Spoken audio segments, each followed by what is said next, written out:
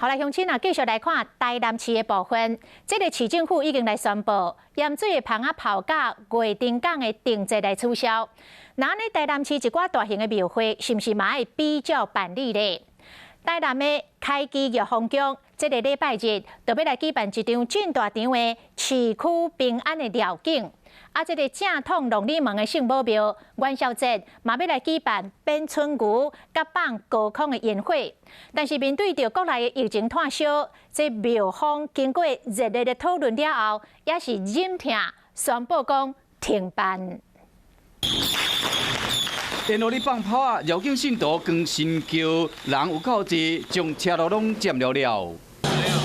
台南开基玉峰宫，俗称天公庙，是在地人重要的信仰中心。这礼拜要举办平安绕境，估计有12000人参加。虽然庙方一直宣导交通管制路线，不过互人更加烦恼的是，疫情即马愈来愈严重，这一人做伙敢有风险？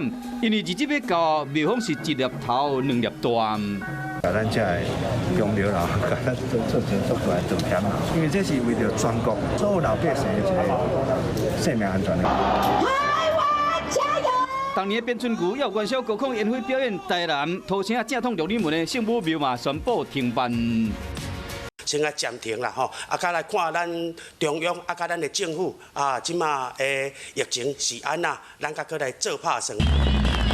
前防护装备减水一年一摆，真闹热的芳仔炮的活动，会使感受慢炮激发的威力。水舞表演甲光影卡妙的结合，拍出知名度的月丁港的定节。市长黄伟提宣布讲，这两个全国有名活动今年拢未办。那如果疫情有一些舒缓的状况，我们再来考虑恢复办理。一寡活动陆续取消，难免会让人感觉无彩。不过防疫优先的时期，这嘛是无法度的代志。